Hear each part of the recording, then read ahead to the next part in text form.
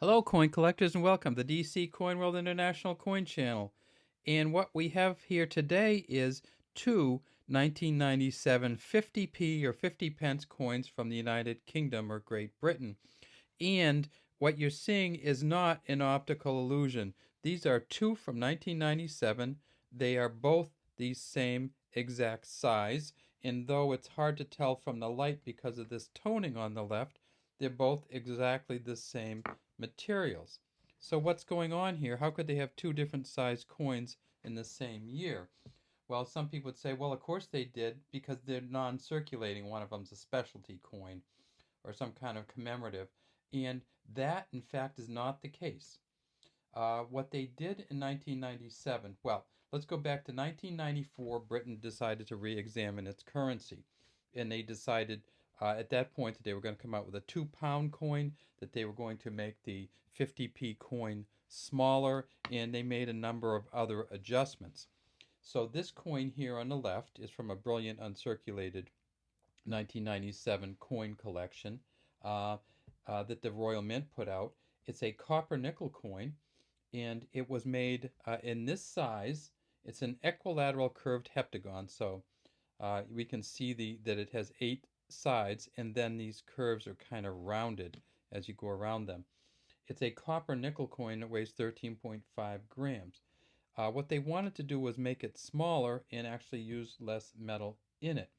So this large one was actually demonetized on February 28th, 1998. So this coin, even though it came out in its last version in 1997, and it was made from 85 to 97 in this huge form, and you can see the seated Britannia holding the olive branch and the trident with the lion and the shield on the back of this. Just a magnificent coin here.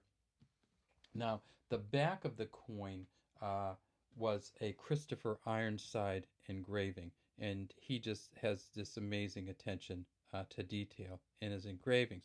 Now, this coin here, they decided in 1994 that they were going to make a smaller 50p coin, and they decided also to introduce it near the end of the year in 1997. So it came in a proof set, but then it also came out in general circulation. So again, Queen Elizabeth II, the Raphael David Makhlouf portrait, same equilateral curved heptagon, and then the same reverse on here. And again, you can see that this one just has some major kind of toning on this one, which is interesting because both of these came in the same set, in the same packaging, but this one just got a lot more toning on it. So what's the difference in size? Well, this one over here weighs 13.5 grams and is 30 millimeters in diameter, and the new smaller 50p weighed 8 grams. So 8 grams instead of 13 and a half, and the new smaller 50p was 27.3 millimeters in diameter instead of 30 millimeters in diameter. Now, in terms of thickness, 2.5 millimeters thick, and it was actually thinner, 1.78 millimeters thick. So if you stand them up next to each other, you'll see that the older coin was in fact, well, if we can stand them up next to each other, because it's hard to do because they're not the same size, it's way wider. So this is the old 50p, this is the new 50p. So in terms of width, in terms of height, in terms of weight, quite a different coin. So they cut almost 1/3, actually more than 1/3 of the weight off when they went to the new 50p.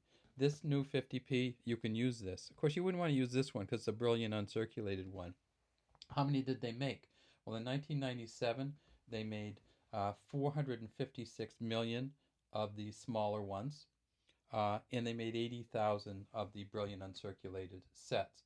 So 456 million of these, and then how many did they make of the big ones? Well, they were trying to just go through the rest of the metal and get rid of it, and so and the sizing on it, and so they only made 109,000 of these. So if you're looking to collect a 50p coin, the last year they made them, they made 109,000 of them, but it turns out that there was a number of other years they made less than that.